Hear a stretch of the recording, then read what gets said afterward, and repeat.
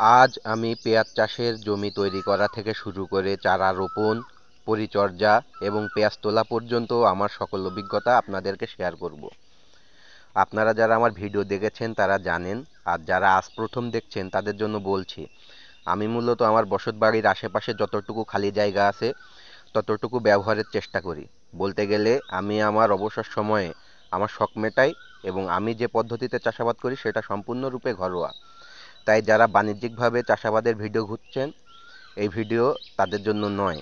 তবে যারা আমার মতো শখ করে চাষাবাদ করে শরীরচর্চা করতে চান কিংবা অবসর সময়টা ভালোভাবে কাটাতে চান, তারা আমার ভিডিওগুলো নিয়মিত দেখতে পারেন।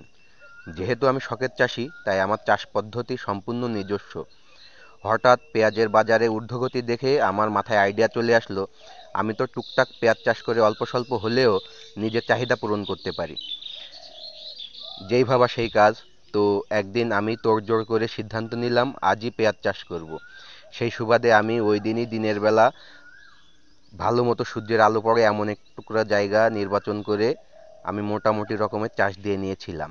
তারপরের দিন আমি বাজার থেকে পেঁয়াজের চারা কিনে এনে চাষ করা জায়গায় লাগিয়ে দিয়ে হালকা পানি ছিটিয়ে দিয়েছিলাম।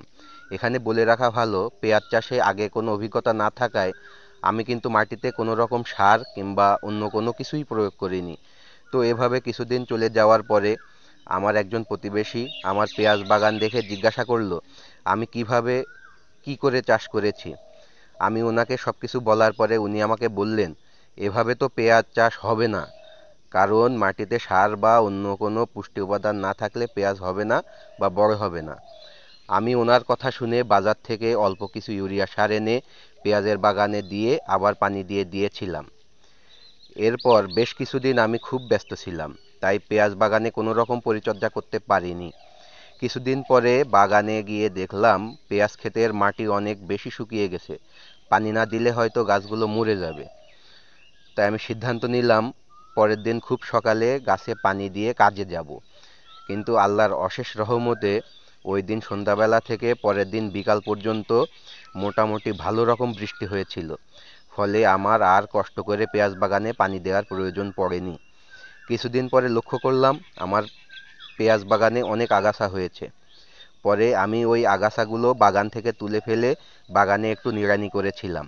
তারপর আজ চলে এলাম আমার চাষ করা পেঁয়াজ বাগান থেকে তুলতে এবং আপনাদেরকে দেখাতে।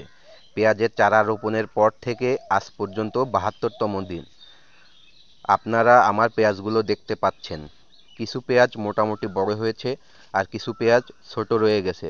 বড় পেঁয়াজগুলো আমি রান্নায় ব্যবহার করে খাবো, আর ছোট পেঁয়াজগুলো আমি রেখে দিব।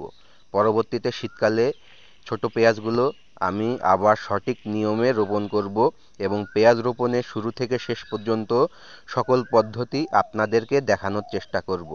সেই পর্যন্ত আপনারা সবাই ভালো থাকবেন এবং বাড়ির আনাচে কানাচে যতটুকু খালি জায়গা আছে ব্যবহার করার চেষ্টা করবেন। আল্লাহ হাফেজ।